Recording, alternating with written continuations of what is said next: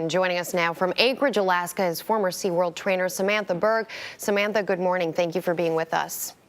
Good morning, Rebecca. Thanks for having me. So you were a trainer in the 90s for SeaWorld. Did you ever feel that your safety was threatened? You know, back then, I really didn't feel like my safety was threatened at all. But of course, I didn't know the scope of the aggressive acts that had been committed by killer whales against trainers. And those are all available on the internet now. You can read about them. They're public knowledge. And also, when I was at SeaWorld, there was a dangerous combination of what I would call arrogance and false confidence in the animal training department. So there was this sense of that if you did everything right, then nothing would happen to you. And in fact, and then when things did go wrong, there was this attitude of blame the trainer. So basically, knowing what I know now, there's no way I would get into the water with a killer whale right now. You wouldn't. You also knew Tilikum when he first arrived at SeaWorld. In your estimation, was he a dangerous killer whale to begin with? Would you have ever gotten in the water with him?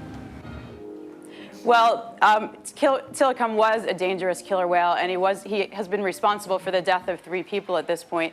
He had already killed one person, Kelty Byrne, at Sea Land of the Pacific, and then he killed another person in 1999, and then he killed Don Branchow in February 2010. So I think really his record speaks for himself. That whale should not have been at SeaWorld.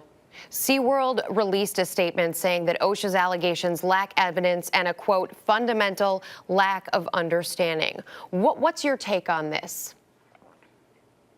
What's my take on this? Well, I feel like, SeaWorld is, should be held responsible for their actions in this situation. Really, you can blame, there's 3 entities you can blame. You can say it was Tilikum's fault, you can say it was SeaWorld's fault, or you could say it was Don's fault. And what OSHA is saying by this willful violation is there was either an intentional disregard or there was plain indifference to the safety of the trainers. And when you look at what happened, SeaWorld put trainers in dangerous proximity to an animal who had already been responsible for the death of 2 people, and then a 3rd person was killed. So I really think that speaks for itself. You've said you agree with OSHA's recommendation that trainers don't work in the water with killer whales. What else could possibly make this situation right? And not only that, make it a safer situation for people who visit SeaWorld as well as trainers at SeaWorld, in your opinion, in the future?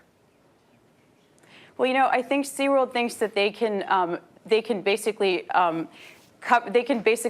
change the thing so it's safer for the trainers. They can mitigate their liability by changing their policy. And really, I don't believe that's possible with killer whales. These are wild animals. They're highly intelligent. They're very social. They're being forced to perform 5 times a day for their entire lives for dead fish. They're performing stupid tricks, and they're living basically in concrete tanks. So I don't really think there is anything that SeaWorld could do to make it safer for the trainers. Really, what they should do, it's time to stop the shows. It's time to stop forcing these animals to perform in basically a circus environment. And they should release the animals that are young enough and healthy enough to be released. And the animals like Tilikum, who are old and sick and have put in 25 years in the industry, should be released to an open ocean pen so they can live out their lives and just experience the natural rhythms of the ocean. It would be such a PR coup for SeaWorld if they were willing to send Tilikum back to Iceland. What an amazing thing. Samantha Berg, we appreciate you joining us. Thank you.